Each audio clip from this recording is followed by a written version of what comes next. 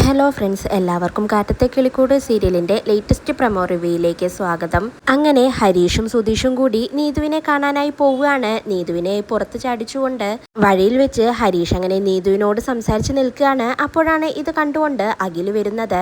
അങ്ങനെ ആ കാഴ്ച കണ്ട് അഖില് വീട്ടിൽ പോയി പ്രശ്നമുണ്ടാക്കുകയാണ്. അങ്ങനെ നീതു ഒടുവിൽ വീട്ടുകാര് തല്ലിയതിനെ തുടർന്ന് വാശിയിൽ അങ്ങനെ വീട് വിട്ട് ഇറങ്ങി ഹരീഷിന്റെ കൂടെ കിളിക്കൂട്ടിലേക്ക് എത്തുകയാണ്. വീട്ടിലെത്തിയതിനു ശേഷം സുധീഷ് ആണെങ്കിൽ ഹരീഷിന്റെയും നീതുവിന്റെയും കല്യാണം ഇപ്പൊ തന്നെ നടത്തണമെന്ന് പറയാണ്. എന്നാൽ ഹരീഷിനാണെങ്കിൽ ഇപ്പൊ കല്യാണം വേണ്ട, മറ്റെന്തെങ്കിലും ഓപ്ഷൻ ഉണ്ടോ എന്നൊക്കെ ചോദിക്കുന്നുണ്ട്. സുഭാഷും നിധിയും ഹരീഷിന്റെ തീരുമാനം എന്താണെന്ന് ചോദിക്കുകയാണ്. ഹരീഷിനാണെങ്കിൽ ഒരു തീരുമാനം എടുക്കാൻ കഴിയുന്നില്ല. സുധീഷ് ആണെങ്കിൽ കടുംപിടുത്തം പിടിക്കുകയാണ്. ഹരീഷിന്റെയും നീതുവിന്റെയും കല്യാണം എത്രയും പെട്ടെന്ന് നടത്തണമെന്ന് പറഞ്ഞ് ഹരീഷ് അങ്ങനെ സുധീഷിനോട് മാത്രമായി സംസാരിക്കണമെന്ന് പറഞ്ഞ് സുധീഷിനെ പുറത്തേക്ക് വിളിച്ചുകൊണ്ടുപോയി. നിങ്ങൾ എന്താണ് മിണ്ടിയാൽ കല്യാണം കല്യാണം എന്ന് പറയുന്നത് സുധീഷേട്ടാ, മറ്റൊരു ഓപ്ഷൻ ഇല്ലേ ഇതിലെ എന്ന് ചോദിക്കുകയാണ്. സുധീഷ് അപ്പൊ പറയുന്നുണ്ട്, വേറൊരു ഓപ്ഷൻ ഇല്ല, കല്യാണം മാത്രമേ ഉള്ളൂ ഒരു വഴി, അതുകൊണ്ടാണ് ഞാൻ ഇങ്ങനെ പറയുന്നതെന്ന് പറയാണ്. എന്നാൽ ഇതെല്ലാം കേട്ടുകൊണ്ട് ഭാസ്കരൻ അങ്ങനെ അവിടെ ഇരിക്കുകയാണ്. ഇതെല്ലാം കേട്ടുകൊണ്ട് ഭാസ്കരൻ വന്ന് ഹരീഷിന്റെ അടുത്ത് പറയുന്നുണ്ട്,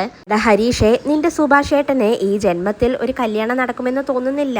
മരത്തിലെ കുരങ്ങനെ പോലെ ജീവിതകാലം മുഴുവൻ അവൻ ഇവിടെ അങ്ങനെ കഴിയും. ഇത് അവന്റെ തലയിലെഴുത്ത്, അത് നോക്കി നീ നിൽക്കണ്ട, നീ പോയി വേണമെങ്കിൽ കല്യാണം കഴിച്ചോ എന്ന് ഭാസ്കർ അങ്ങനെ പറയാണ്.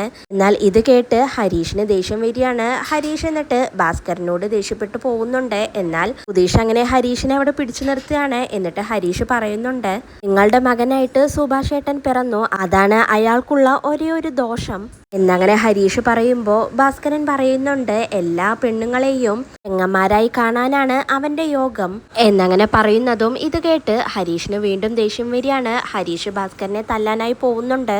അപ്പോഴും സുധീഷ് ഹരീഷിനെ പിടിച്ചവിടെ നിർത്തുകയാണ്. ഇതോടെയാണ് പ്രമോ അവസാനിക്കുന്നത്.